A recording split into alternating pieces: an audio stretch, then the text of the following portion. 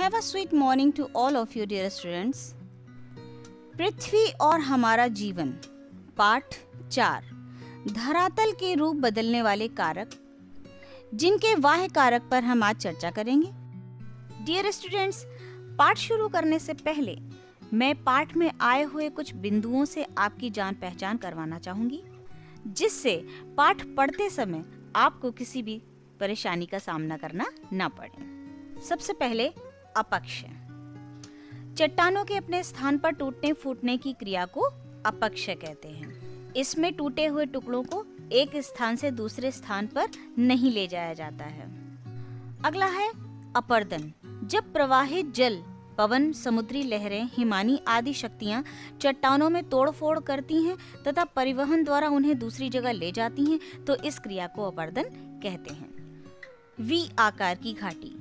इसमें अंग्रेजी के अक्षर वी के आकार की घाटी का निर्माण होता है, जैसा कि आप चित्र में देख रहे हैं।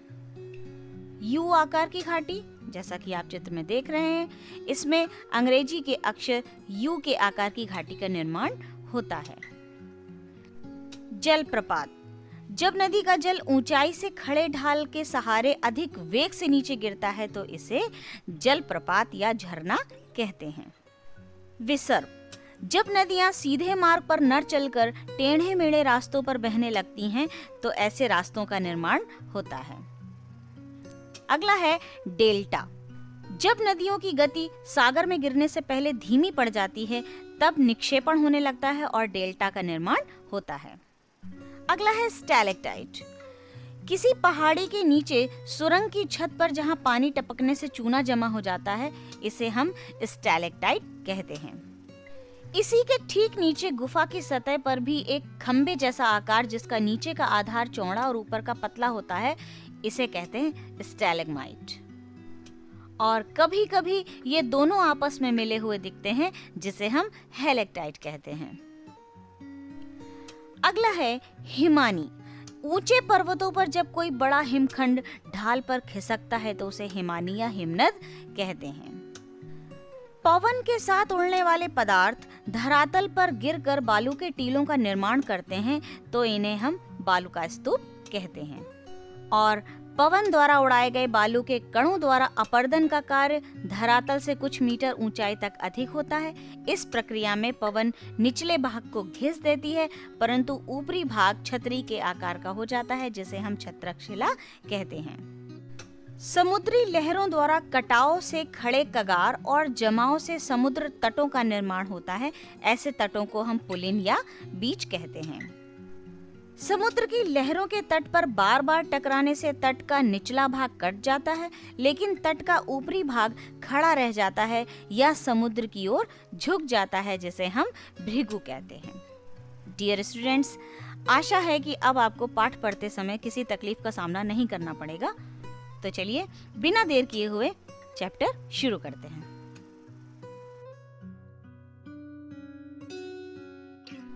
हम जानते हैं कि पृथ्वी के धरातल पर परिवर्तन लाने में दो प्रकार के बल कार्य करते हैं। एक बल धरातल के अंदर कार्य करता है, जिसे आंतरिक बल कहते हैं, तथा दूसरा बल धरातल के ऊपरी भाग में कार्य करता है, जिसे बाह्य बल कहते हैं। भूपटल पर इन्हीं दोनों शक्तियों के कारण परिवर्तन होता है।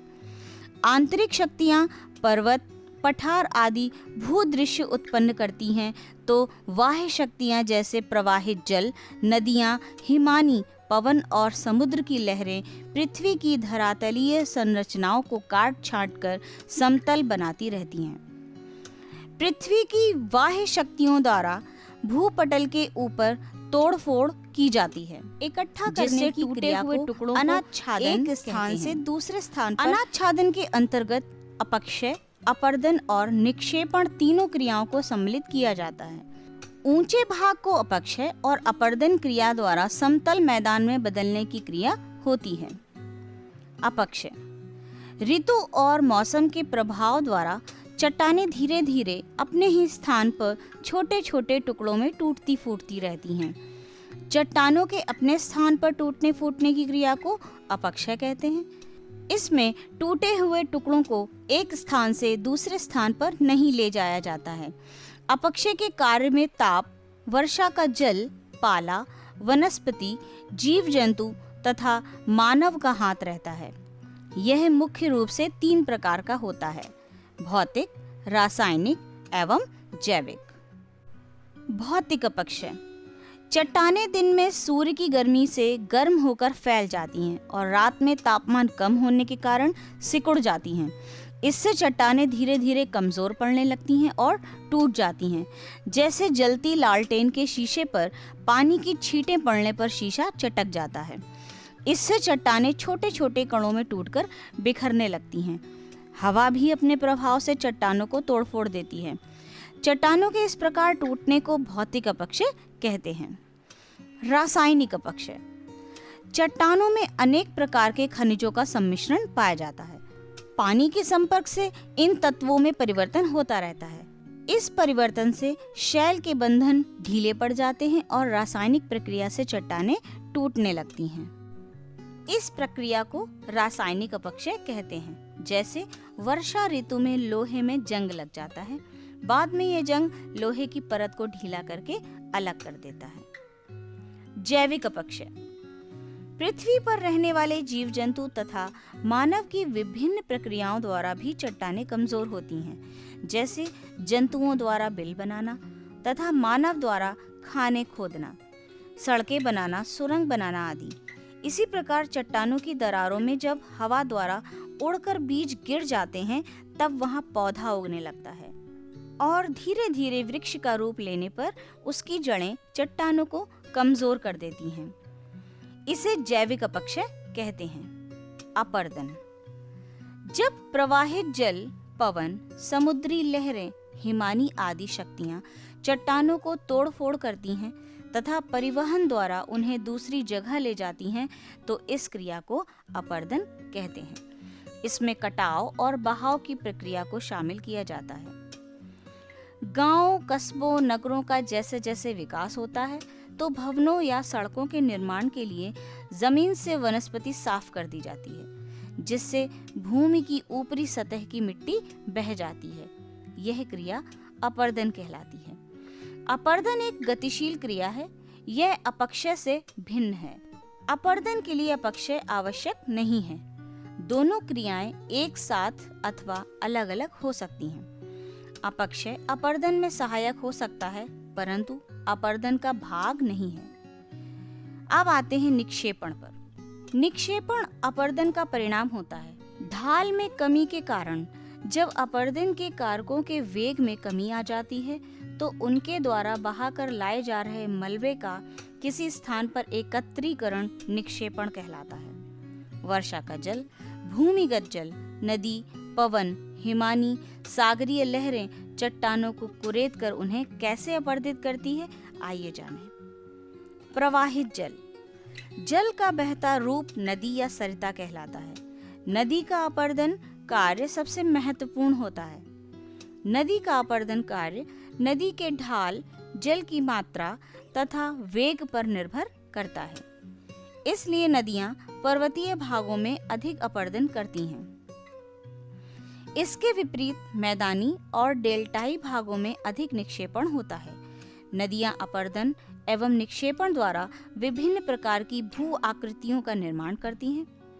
नदी पर्वतीय क्षेत्र में अपनी तली को काटकर उसे गहरा करती है। इससे अंग्रेजी के अक्षर वी के आकार की घाटी का निर्माण होता है। इसे वी आकार की घाटी कहते हैं।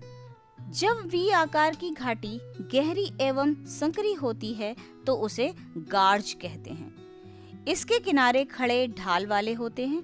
भारत में हिमालय पर्वत में सिंधु, सतलज तथा ब्रह्मपुत्र नदियों के गार्ज दर्शनीय हैं। जलप्रपात: जब नदी के रास्तों में मुलायम चट्टानों की परतें मिलती हैं तो नदी का जल मुलायम चट्टानों को जल्दी काट डालता है और जब कठोर चट्टानें मिलती हैं तो नदी का जल उन चट्टानों को जल्दी नहीं काट पाता है।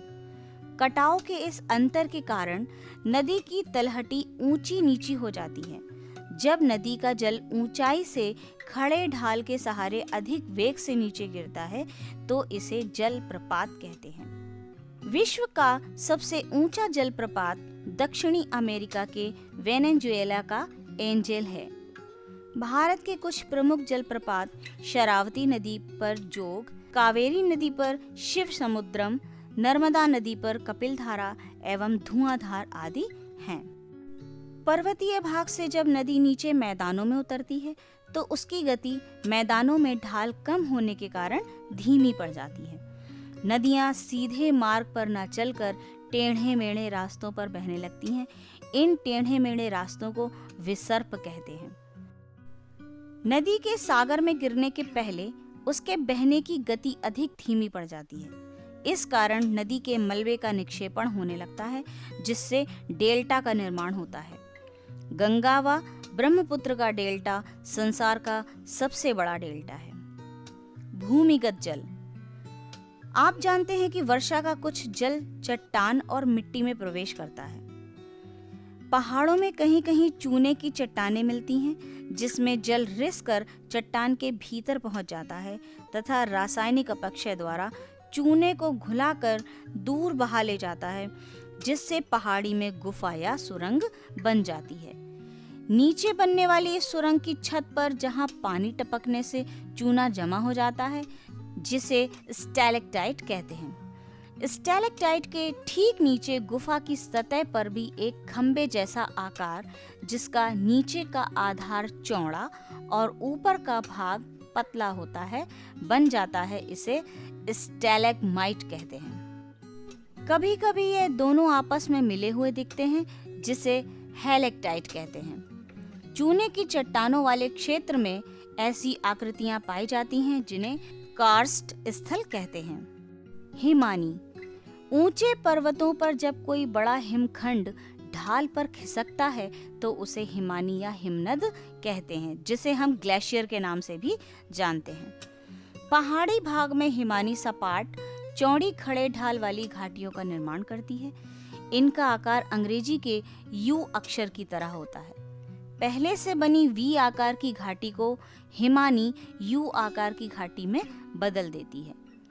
इसका ढाल खड़ा तथा तल चौड़ा होता है। जब हिमानी चट्टानों को घर्षित कर उसका चूर्ण पर्वत के निचले भागों में जमा कर देता है तो इन्हें हिमोड़ कहा जाता है। पवन। आपने गर्मियों के मौसम में आंधी और तूफानों को आते जरूर देखा होगा। ये भी अपर्दन की क्रिया करते हैं। हवा एक स्थान से रेत उड़ाकर अपने साथ ले जाती है। जब यह चट्टानों से टकराती है तो धूल के कण चट्टानों पर टकराकर उन्हें कुरेदते हैं, जिससे अपर्दन की क्रिया होती है। मरुस्थलीय क्षेत्रों में इस प्रकार का अपर्दन अधिक होता है। बालुका स्तूप। मरुस्थलीय प्रदेशों में जब पवन के मार्ग में कोई बाधा होती है तब पवन का वेग कम हो जाता है, जिससे पवन के साथ उड़ने वाले पदार्थ धरातल पर गिरकर बालू के टीलों का निर्माण करते हैं। इन्हें बालुका स्तूप कहते हैं। छत्रक शिला।